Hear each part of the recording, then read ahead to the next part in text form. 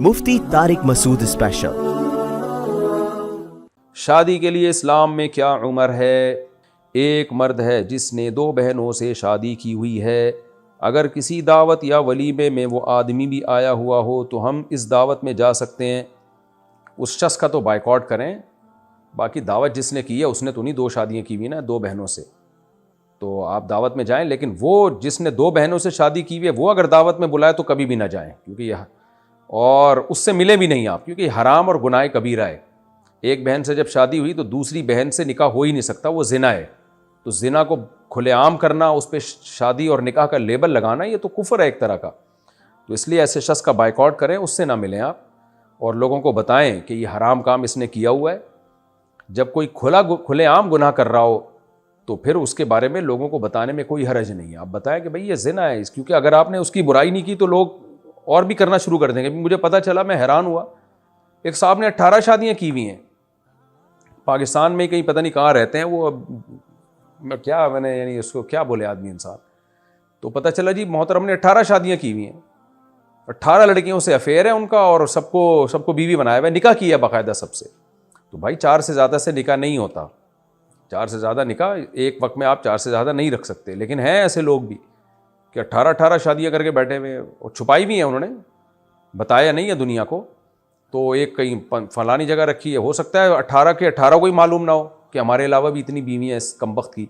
तो ये ज़िना है भाई, और ये कबीरा गुनाह है। तो इसलिए 4 से ज़्यादा आप निकाह करेंगे तो वो कलदम है, उसकी कोई वो शरीयत में निकाह ही नहीं शुमार होगा वो। इसी तरह 2 बहनों से निकाह कर लिया तो जब दूसरी से किया तो वो निकाह कलदम है, हराम है, हुआ ही नहीं निकाह। तो ऐसे शख्स का बायकॉट करें। मेरे शौहर ने मुझे तलाक दे दी थी और अब इनका इंतकाल हो गया है। मैं जन्नत में इनके साथ रहना चाहती हूँ और वो भी मेरे साथ रहना चाहते थे। आई तो फिर तलाक क्यों दी थी भाई? बहरहाल दोनों बड़े अच्छे थे भाई, तलाक दे के भी चाहते हैं कि भी साथ रहें। क्या हम आखिरत में मिल सकते हैं? देखें, तलाक के बाद अगर आप कहीं और शादी करती हैं तो फिर औरत उसी मर्द को मिलती है जन्नत में जिसके साथ वो आखिरी जिसकी बीवी हो। अब आपको टेंशन होगी कि इस चक्कर में आप हो सकता है शादी ना करें, तो टेंशन न लें आप। आपको अगर मुनासिब रिश्ता मिलता है तो शरीयत का हुक्म है कि शादी कर ली जाए। बग़ैर शौहर के ज़िंदगी गुजारना शरीयत में पसंदीदा काम नहीं है। बाकी फिर आपको आखिरी शौहर से हो सकता है मोहब्बत हो जाए, आप उसको मिल जाएं। और ये अगर आपको ख़तरा है कि जन्नत में आपका दिल चाहेगा कि पुराना वाला मिले और मिल नया वाला रहा है, तो जन्नत में ये ख़तरा नहीं। मा ला आइन रअत वला उज़ुन समिअत वला ख़तर अला क़ल्बि बशर, हदीस में आता है वो नेमतें जन्नत में मिलेंगी जो तुमने सोची तो तसव्वुर भी नहीं कर सकते। तो आपकी हर ख्वाहिश पूरी होगी। तो ऐन मुमकिन है, कायदा तो यही है कि जो आखिरी शौहर होता है वही मिलता है। या तो अल्लाह उसी आखिरी शौहर के दिल में आपके मोहब्बत बहुत ज़्यादा डाल देंगे, या हो सकता है अल्लाह आपकी ख्वाहिश पूरी कर दें, आपको पुराने वाले से दोबारा निकाह करा दें। तो अल्लाह के लिए तो कोई मुश्किल नहीं है, और अल्लाह किसी कायदे और ज़ाब्ते के पाबंद भी नहीं है। तो इसलिए आपको पुराना वाला मिले या नया वाला मिले, इस बहस में पड़े बग़ैर आप काम वो करें जो शरीयत का हुक्म है। शरीयत का हुक्म है भाई बग़ैर निकाह के ज़िंदगी ना गुजारें आप। तो अगर आपको अच्छा रिश्ता मिलता है आप शादी कर लें, अल्लाह की रहमत से कोई बैद नहीं है, हो सकता है आपको पुराना वाला ही मिल जाए, या नया वाला आपको पुराने से भी हो सकता है अच्छा मिले। फैयाज़ अहमद लाहौर से, मैं शादी करना चाहता हूँ लेकिन मेरा एक भाई है जो माजूर है और इसका एक 5 साल का बच्चा भी है। मैं शादी तो कर लूँगा लेकिन मुझे इस बात का खौफ है कि अगर मैं शादी कर लूँ तो मेरी बीवी कहीं मेरे और मेरे भाई और भतीजे के दरमियान दरार ना डाल दे। मेरे वालिद साहब ने वफ़ात के वक्त मुझे वसीयत की थी कि अपने भाई का ख्याल रखना, आप मशवरा दें। माशाल्लाह आपका जज्बा बहुत अच्छा है। ये अंग्रेज़ों में ये जज्बा नहीं है, अंग्रेज़ बस थैंक यू ऊपर ऊपर से बहुत अच्छे हैं। ये माजूर भाइयों को पालना, उनके वो इतना ज़र्फ़ नहीं है उनका, इल्ला माशाल्लाह लाखों में कोई एक आध हो। तो गैर मुस्लिम के जो है ना ऊपर ऊपर से बहुत अच्छा होता है। जब उनकी डेप्थ में जाओगे तो फिर आपको लगेगा भाई इन तिलों में तेल नहीं है, खाली मुँह के फ़ायर। आपने एक लफ्ज़ सुना होगा, कुछ चीज़ों में ज़ाहिरी वारी तौर पे बहुत अच्छे हैं वो, लेकिन ये जज्बे जो हमारे मुसलमान कम्युनिटी में है ना कि अपने सगे भाई के लिए इतना ख्याल करना कि आप शादी नहीं कर रहे कि यार मेरे भाई माजूर भाई का क्या होगा, उसके बच्चों का क्या होगा। तो बहरहाल आपका जज्बा अच्छा है, लेकिन जज्बात शरीयत की हुदूद में रहने चाहिए तो अच्छे होते हैं। इस्लाम ने आपको हुक्म दिया कि आप निकाह करें। بغیر نکاح کے آپ زندگی گزاریں گے آپ اولاد سے محروم ہو جائیں گے. بڑھاپے میں آپ بھی تو معذور ہوگے, کون سہارا بنے گا؟ کیا معذور بھائی آپ کا سہارا بنے گا؟ اور پھر گناہ کا بھی تو خطرہ ہے, خدا نہ خواستہ آپ زنا میں پڑ گئے, پھر عورت کو بھی تو ضرورت ہے کہ اس کو کوئی ٹھکانہ دے. اس عورت کا کیا قصور ہے جس سے نکاح کر کے آپ اس کو اپنی بیوی بنا کے سہارا دیں گے؟ ایسی عورتیں پھر بے سہارا ہو جائیں گی. تو اس لیے شریعت تمام چیزوں کو فوکس کرتی ہے, تمام پہلوؤں پہ شریعت کی نظر ہوتی ہے, اس لیے آپ نکاح ضرور کریں. ہاں یہ ضرور ہے کہ جہاں آپ شادی کریں ان کو پہلے بتا دیں, اگر آپ کو یہ خطرہ ہے تو ان کو بتا دیں بھائی میں چھوٹا معذور بھائی ہے, اس کا بچہ بھی ہے, میرے اور بھائی کے درمیان دراڑ مت بننا, میں تمہارے حقوق بھی ادا کروں گا لیکن اس کو بھی اپنے ساتھ رکھوں گا, میں اس کو اکیلا چھوڑ نہیں سکتا. اگر پہلے سے ایسی بات ہو جائے تو بہت اچھی بات ہے. جابر بن عبداللہ رضی اللہ تعالیٰ عنہ نے, صحیح بخاری میں آتا ہے, کسی طلاق یافتہ یا بیوہ سے شادی کی تھی, تو نبی نے فرمایا کہ ہلا بکرن, بیوہ سے یا طلاق یافتہ سے کیوں کی تم نے, تم تو جوان و کواری سے کیوں نہیں کی؟ تو انہوں نے فرمایا یا رسول اللہ میری چھوٹی بہنیں ہیں, تو میں میچور خاتون سے اس لیے نکاح کر رہا ہوں کہ میری بہنوں کو بھی سنبھال لے وہ. تو اس سے پتہ چلتا ہے کہ بھئی نکاح میں پہلے سے بھی ایک چیز ہوتی ہے انسان کے ذہن میں کہ بھئی ایک میچور خاتون گھر میں آئے گی تو چھوٹی بہنوں کو سنبھال لے گی. تو آپ نکاح کریں پہلے سے بتا دیں کہ بھئی دراڑ نہ ڈالنا, اور اگر خدا نہ خواستہ اس نے دراڑ ڈالنے کی کوشش کی تو آپ آدمی ہو نا, آپ کھڑے ہو جانا, بولنا بھائی میں اپنے سگے بھائی سے, مجھے کیوں میرے دل میں دشمنی ڈال رہی ہو, اللہ نے گھر کا سرپرست مرد کو بنایا ہے. تو انشاءاللہ نہیں ہوگا اللہ نے شاء. تو بہرحال نکاح کریں آپ, اس بیس پہ نکاح سے دور بھاگنا ٹھیک نہیں ہے. اور اللہ آپ کو صلہ رحمی کا دنیا اور آخرت دونوں میں انشاءاللہ بہترین بدلہ دے گا. یہ بہت بڑی نیکی ہے معذور بھائی کو پالنا. اور والد صاحب نے وصیت بھی کی تھی تو اور ڈبل اجر ملے گا, ابا کی وصیت پر عمل کا ثواب بھی ملے گا. شادی کے لیے اسلام میں کیا عمر ہے؟ نبی صلی اللہ علیہ وسلم نے بالغ ہوتے ہی نکاح کا حکم دیا ہے. بالغ کا مطلب جب نائٹ فال ہو جائے کسی شخص کو, اور لڑکی کو جب مینسز آنا شروع ہوں, تو 15 سال میں لڑکے بالغ ہو جاتے ہیں, اور لڑکیاں 13 سے 14 سال کی عمر میں بالغ ہو جاتی ہیں. تو اب میں یہ بات جب کہوں گا تو ایک دم سیکولر لبرل طبقہ چیخ اٹھے گا, ہاں او یہ دیکھو اتنی سی عمر میں یہ لوگ شادیوں کی ترغیبیں دیتے ہیں. تو یہ چونکہ اس مغربی دنیا سے متاثر ہیں, وہ جو کہہ دیں یہ ان کے سامنے دم ہلاتے ہیں. امریکہ کی بعض اسٹیٹس میں 16 سال میں لڑکی کو شادی کی اجازت دی گئی ہے. اسلام نے تھوڑا سا اور پیچھے لے آئے. اسلام دین فطرت ہے, وہ کہتا ہے بھائی جب اس کو مینسز آنا شروع ہو گئے اس کا مطلب وہ لڑکی بن گئی ہے, اس میں ڈیزائرز پیدا ہو گئی ہیں. تو جب آپ کو بھوک لگنا شروع ہو تو کھانے کا بہترین وقت وہی ہوتا ہے. تو اسی طرح نبی صلی اللہ علیہ وسلم کی بخاری مسلم کی حدیث ہے, یا معاشر الشباب من استطاع منکم الباءۃ فلیتزوج, اے نوجوانوں, نوجوانی کی عمر بلوغت کے وقت شروع ہو جاتی ہے, جو 15 سال یا 14 سال عمر ہے نا, اس میں شروع ہو جاتی ہے نوجوانی کی عمر.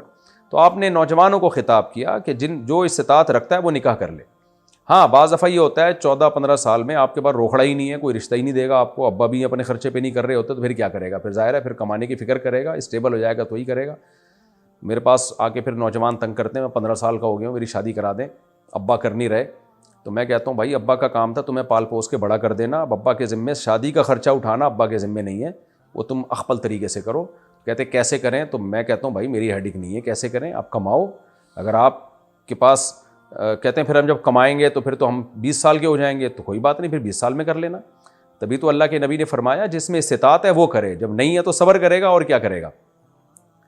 ترغیب تو دی ہے کہ جلد شادی کرو, لیکن اگلا رشتہ بھی تو دے نا آپ کو. تو رشتہ تو جب ہی ملے گا جب آپ اپنے خرچے پہ بیوی کو سنبھالو گے, بیوی کو پالو گے, تب تو کوئی رشتہ دے گا, ورنہ دے گا کون آپ کو؟ لڑکی والوں کو تھوڑی کہا ہے کہ جو بھی 15 سال کا لونڈا لپاڑا ہے اس کو اپنی بیٹی پکڑا دو. تو لڑکی والوں کو تو یہی کہا ہے کہ دیکھو یہ تمہارا نان نفقہ اٹھا سکتا ہے کہ نہیں اٹھا سکتا. تو اگر کوئی 15 سال میں اتنا اسٹیبل ہو گیا ہے کہ کما رہا ہے کھا رہا ہے تو پھر شوق سے کرے, بلکہ ترغیب ہے. پھر ابا کو اس کو روکنے کی پرمیشن نہیں ہے, ابا کو روکنے کی اتھارٹی نہیں ہے کہ اس کو روکیں تو کیوں کر رہا ہے. میرے استاذ جن سے میں بیعت ہوں, مفتی عبدالرحیم صاحب, اللہ ان کی عمر میں برکت دے, ان کی 15 سال کی عمر میں شادی ہوئی ہے. اور بہت سارے ہم نے دیکھے ہیں علماء مشائخ. یہ تو اب یہاں کے لوگوں میں جو ہے نا سیکولر لبرل طبقے سے لوگ متاثر ہیں, پھر اس عمر میں برائیوں میں پڑھتے ہیں, کوئی ہومو سیکشولیٹی کی طرف چلا جاتا ہے. وہ جو یورپ امریکہ کا حال ہوا ہے وہی لوگ چاہتے ہیں ہمارا حال بھی ہو. تو اصل عمر یہی ہے. اسی طرح لڑکی کی بھی اصل عمر تو یہی ہے, لیکن اس عمر میں اس کی شادی جب کی جائے گی جب اس کے جوڑ کا اس کو رشتہ ملے. ایک صاحب مجھے کہنے لگے کہ اتنی سی بچیوں کی شادی آپ کر رہے ہیں, سسرال کا بوجھ وہ اٹھائیں گی, شوہر کا بوجھ اٹھائیں گی, اور یو ہو ہا کر کے. میں نے کہا بھائی صاحب ہم یا میں یا شریعت، میں کیا، میں تو شریعت ہی بتاؤں گا نا. شریعت جو بالغ بچی کی جلد شادی کا حکم دیتی ہے وہ جب دیتی ہے جب اس کے مناسب رشتہ بھی ملے آپ کو. اگر آپ یہ سمجھتے ہیں یہ بچی کم عمر ہے، سسرال کے بکھیڑوں میں پڑھ کے یہ سسرال کی ٹینشن نہیں اٹھا سکتی، ساسیں آج کل کھا جاتی ہیں بھائی، ساری ساسیں نہیں، سوری جو میرا بیان سن رہی ہیں ان ساسوں کے علاوہ بات کر رہا ہوں. بعض ساسیں ڈائن کی طرح ہوتی ہیں، وہ اتنی سی بچی کو کھا جائیں گی، تو پھر آپ نہ کریں. تو یہ جب ہے جب اس کے مناسب رشتہ بھی ملے. تو الحمدللہ ہمارے خاندان میں بچیوں کی بالغ ہوتے ہی شادیاں ہوئی ہیں اور بہت اچھی خوشی والی لائف گزار رہی ہیں وہ الحمدللہ، کیونکہ ان کو سسرال اچھا مل گیا. انہوں نے اپنی بہوؤں کو بچیوں کی طرح ہی بیہیو کیا ہے، اور شوہروں نے بھی ان پہ کام کاج کا بوجھ نہیں ڈالا، کہ اس لیے کہ بھائی ابھی نو عمر ہیں، کم عمر ہیں، ان کے ہنسنے کھیلنے کی عمر ہے. تو اس عمر میں دوستیاں آج کل شروع ہو جاتی ہیں. یورپ امریکہ میں تو بہت ہوتا ہے، 13 سال کی بچیوں کے بوائے فرینڈ، اور ایک نہیں 20 بوائے فرینڈ ہوتے ہیں ان کے، اور ان کے فزیکل ریلیشن بھی ہوتے ہیں. وہاں کوئی آواز اٹھانے والا نہیں ہے یہ ظلم ہو رہا ہے. اسلام نے نکاح کی ترغیب دے دی کہ بچی کا گھر بس جائے گا، تو اس پہ لوگ آواز اٹھاتے ہیں، شور مچاتے ہیں. اور ویسے بھی جب کم عمری میں بچی کی شادی ہوتی ہے تو سسرال کے حساب سے وہ ایڈجسٹ ہو جاتی ہے، لیکن اس میں یہ بہرحال ضروری ہے کہ سسرال اچھا ہو، اسرائیل والا سسرال نہ ہو. تو اگر نہیں ملتا رشتہ تو پھر تو نہیں کرنی چاہیے. بچی کے لیے کم عمری میں اس کے جوڑ کا، اس کو سنبھالنے والا مناسب رشتہ نہیں ملتا تو پھر تو بھائی نہیں کرنی چاہیے، پھر تو 20 سال میں بھی نہ کریں. ایک صاحب کہنے لگے نا اتنی کم عمر کی شادی، اگر اچھا رشتہ نہ ملے تو ہم کیا کریں، اس کی شادی جلدی کیسے کریں. میں نے کہا بھائی اچھا رشتہ نہ ملے تو پھر 40 سال میں بھی نہ کریں. لڑکی کا نکاح جلدی کرنے کی ترغیب اسی صورت میں ہے جب اس کے پیرالل اس کے مناسب رشتہ بھی ملے، اور مناسب رشتے میں ہر چیز دیکھی جاتی ہے کہ یہ اسے سنبھال بھی پائے گا کہ نہیں سنبھال پائے گا. تو اگر مل رہا ہو پھر کر دینی چاہیے. آج تک ایسا ہی ہوتا رہا. میری دادی بتایا کرتی تھی، میری 13 سال میں شادی ہوئی، ماشاءاللہ کتنی اچھی لائف گزاری انہوں نے، اولادیں بھی ہوئیں اور زندگی کو انجوائے کیا. اور 80-85 سال میں ان کا انتقال ہوا. 80 سال کے بعد تو ان کی عمر ہی بڑھنا بند ہو گئی تھی. جب بھی پوچھتے تھے ہم کہتے تھے 80 سال. ہم کہہ رہے تھے اماں ہم آپ سے پتہ نہیں کتنے سالوں سے پوچھ رہے ہیں، 80 ہی کی ہیں آپ. تو ایسی صحتیں تھیں ان لوگوں کی ماشاءاللہ. تو اب ہمیں سارا فطرت سے بغاوت پہ لے جا کے ہمیں برباد کر دی ہے. البتہ یہاں ایک سوال ہوتا ہے، بھائی پھر تعلیم کیسے ہوگی، ایجوکیشن کیسے کمپلیٹ کرے گی. وہاں میں بار بار کہتا ہوں کہ باپ کا کام ہے بچی کو تعلیم دینا. جب رشتہ آ جائے تو سسرال کے حوالے کرے، اور سسرال کو بولے اب کمبخت تو پڑھائے گا اس کو، داماد کو بولے.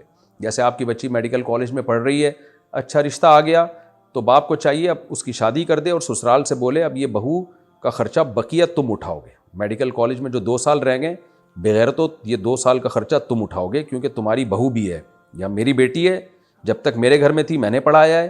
اب تم جیسے بغیر تو استغفر اللہ، یعنی تم لوگوں کے گھر میں جا رہی ہے تو اب بقیہ خرچہ تم اٹھاؤ گے. اگر وہ اٹھانے پر ایگری ہے اس کا مطلب خاندانی لوگ ہیں. لیکن بے شرم لوگ آج کل تیار نہیں ہوتے، ان کو ریڈی میڈ ڈاکٹر چاہیے. وہ چاہتے ہیں انویسٹمنٹ باپ کی ہو اور ڈاکٹر بننے کے بعد پیڑے ہم کھائیں. تو ایسے بے غیرت لوگوں میں شادی کرتے کیوں ہو پھر. اچھا بھائی، اچھا میرے بھائی، آئی بروز کے بال اگر زیادہ لمبے ہوں تو ان کو قینچی سے تھوڑا سا تراش لینا کیسا ہے؟ نہیں جی، آئی بروز کے بالوں کو تراشنا جائز نہیں ہے. البتہ اگر کوئی بال خراب ہو گئے ہوں، جیسے بعض لوگوں کے بال کسی بیماری کی وجہ سے یا ویسے ہی کوئی وائٹامن شیٹامن کی کمی ہو جاتی ہے، آڑے ترچھے کانٹوں کی طرح ٹیڑھے میڑے ہو جاتے ہیں، تو ان کو سیدھا کرنے میں میرا خیال ہے کوئی حرج نہیں ہونا چاہیے. کیونکہ حدیث میں جو آئی بروز بنانے کا حکم دیا، بنانے سے روکا گیا ہے، وہ اس لیے کہ اللہ کی تخلیق کو بگاڑا نہ جائے. ہر شخص کو اللہ نے ایک خاص قسم کی آئی بروز دی ہے، اس میں ڈینٹنگ پینٹنگ کر کے کوئی چینجنگ نہ کریں. جیسے خواتین بیوٹی پارلر میں جا کے باریک بنا لیتی ہیں، دیکھنے میں بری بھی لگتی ہے وہ، تو وہ حرام ہے، ناجائز ہے. لیکن اگر کوئی بال آڑا ترچھا ہو گیا ہے، بہت زیادہ ادھر ادھر جا رہا ہے، تو اس کو کاٹ لینے میں میرا خیال ہے کوئی حرج نہیں ہونا چاہیے. جو ہم نے علماء کرام سے سنا ہے وہ اس کی اجازت دیتے ہیں، کیونکہ یہ چیز پھر تغییر خلق اللہ میں آتی نہیں ہے. یعنی اللہ کی تخلیق کو بگاڑا نہیں جا رہا بلکہ سنوارا جا رہا ہے.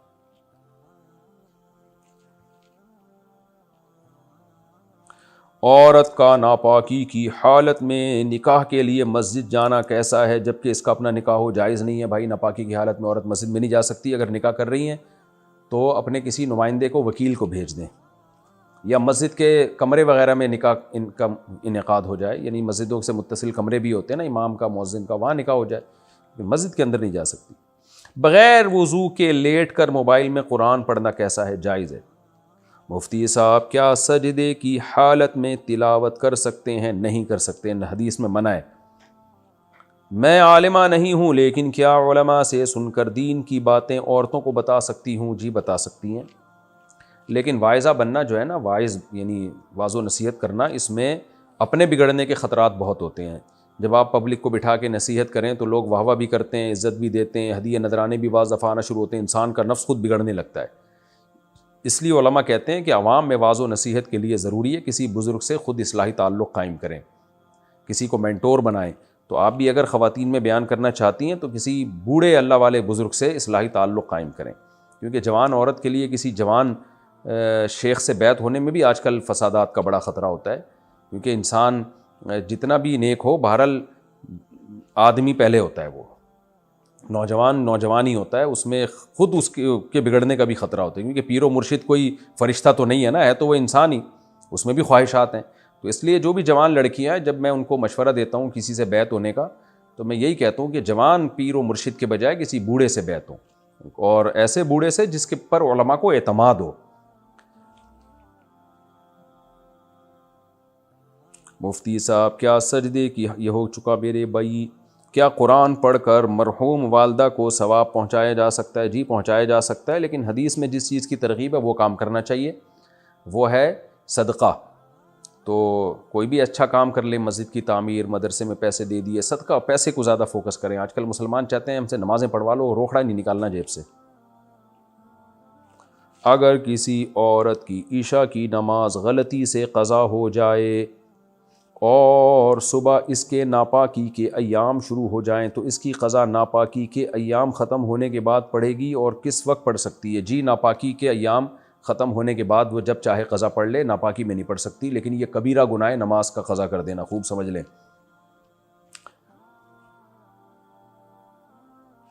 ہم دونوں میاں بیوی بیڈ پر کمبل میں بیٹھے ہوئے ہوتے ہیں اور میں نہ دوپٹے کی دوپٹہ نہیں ہوتا، تو اچانک کبھی میرے سسر اور کبھی میری ساس کمرے میں گھس جاتے ہیں، اللہ ان کو ہدایت دے، بغیر دستک دیے۔ میں اپنے شوہر سے کہتی ہوں کہ مجھے اس سے شرم آتی ہے، آنی بھی چاہیے، تو وہ کہتے ہیں کہ میں اپنے والدین کو کیسے منع کر سکتا ہوں کیونکہ یہ ان کا گھر ہے، میں اپنے شوہر کو کیسے سمجھاؤں؟ آپ اپنے شوہر کو سمجھانے کے بجائے ڈائریکٹ ساس سسر کو سمجھا دیں، محبت سے بولیں انکل ہم کمرے میں بیٹھے ہوتے ہیں، شوہر کے ساتھ میاں بیوی تو بے تکلف ہوتے ہیں، گپیں مار رہے ہوتے ہیں، بے تکلف ہو کے بیٹھے ہوئے ہوتے ہیں، تو ویسے بھی کسی کے کمرے میں جب لڑکا بالغ ہو جائے نا، تو باپ کو بھی نہیں چاہیے کہ وہ دھاڑ کر کے کمرے میں داخل ہو، تو یہ اس کو بھی چاہیے کہ نوک کر کے آئے، قرآن کا حکم ہے، اللہ نے فرمایا کہ جب بھی کہیں جاؤ تو اجازت لے کے جاؤ۔ تو اس لیے اس کو پہلے بتا دیں، ساس سسر کو، ان دونوں کو پہلے آپ محبت سے، پہلے میاں کو بولیں کہ آپ خود ہی بتا دیں، محبت سے سمجھا دیں۔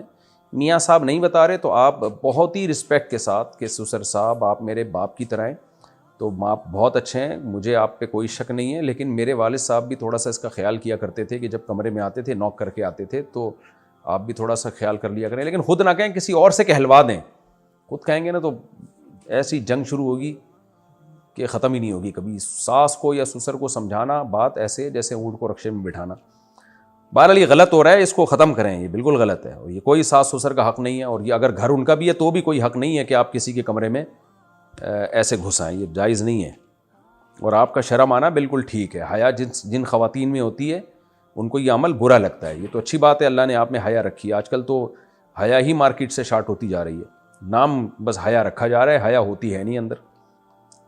الحیاء جزء من الایمان، حدیث میں آتا ہے حیا ایمان کا حصہ ہے، تو شرم و حیا ہونی چاہیے، ہم کوئی انگریز تھوڑی ہیں۔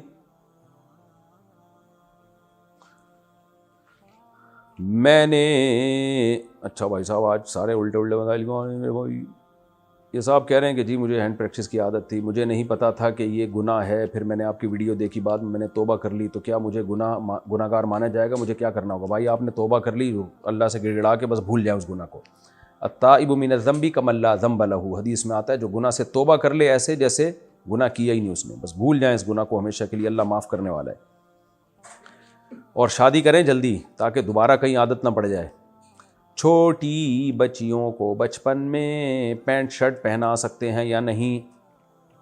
نہ پہنائیں تو اچھا ہے. بچیوں کو ہمیشہ شروع سے ہی کھلے ڈلے لباس سے مانوس کرنا چاہیے, اور تاکہ ان کو بچپن میں جو لباس پہنا دیا نا بچی اسی سے مانوس ہوگی, یہ ذہن میں رکھیں. یہ جو سلیو لیس اور آدھے آدھے کپڑے بچپن میں بچیوں کو پہنا دیتے ہیں, یہ ظلم کر رہے ہوتے ہیں. تو بچیوں کو بچپن میں پراپر ڈریس پہنائیں گے تو عادت ہو جائے گی. تو میں اس کو پسند نہیں کرتا کہ بچیوں کو پینٹ شرٹ پہنائی جائے. میں اس لیے نہیں کہ شریعت, اس لیے نہیں کہ میری کیا حیثیت ہے, شریعت کا مزاج نہیں ہے, وہ چست لباس ہوتا ہے. خواتین کو تو ڈھیلا ڈھالا لباس پہننا چاہیے. ثنا صاحبہ انڈیا سے, مفتی صاحب 2 مہینے پہلے ہمارے والد صاحب کا انتقال ہو گیا, اللہ تعالیٰ مغفرت فرمائے. ہمیں ان کی بہت یاد آتی ہے, رونا آتا ہے. لوگ کہتے ہیں رونے سے تمہارے والد صاحب گناہ گار ہوں گے, تو کیا ہم رو سکتے ہیں یا نہیں رو سکتے ہیں؟ بھائی چیخنے چلانے سے گناہ ہوتا ہے؟ رونا تو ایک فطری چیز ہے. ابا ہیں بھائی, ساری زندگی ساتھ گزارا, انہوں نے آپ کو پالا پوسا, گھر دیا, عزت دی, خاندان دیا, آپ کی والدہ کو بھی چھاؤں دی انہوں نے. ماں جو بچے کو پالتی ہے عزت کے ساتھ, باپ کی چھاؤں ہوتی ہے تو پالتی ہے. تو یہ تو میں تو 6 مہینے تک روتا رہا تھا, لیکن کسی کو بتاتا بھی نہیں تھا, چھپ چھپ کے روتا تھا جب والد صاحب کی یاد آتی تھی. اس کے بعد بھی روتا رہا 6 مہینے, تو بہت زیادہ یاد آتی تھی. یہ تو نیچرل ہے. البتہ بس خود سے غم بڑھانا شریعت میں اچھا نہیں ہے. یہ سوچ کے صبر کریں بھائی سب نے جانا ہے, ایمان پر موت ہوئی ہے, اعمال پہ موت ہوئی ہے, جو تھوڑی بہت کوتاہیاں ہوئی ہیں تو ہمیں اللہ نے توبہ کا آپشن دیا ہے, ہم توبہ کریں گے ان کے لیے, مغفرت کی دعا کریں گے ان کے لیے. تو اس طرح سے کرتے رہیں تو انشاءاللہ کوئی گناہ نہیں ہوگا. ہاں چیخنا چلانا ہر وقت, دکھڑے اب ہے یہ میرے ابا مر گئے, بھائی میرے ابا یہ ہو گئے, ہر وقت غم پیش کرتے رہنا, یہ برا عمل ہے.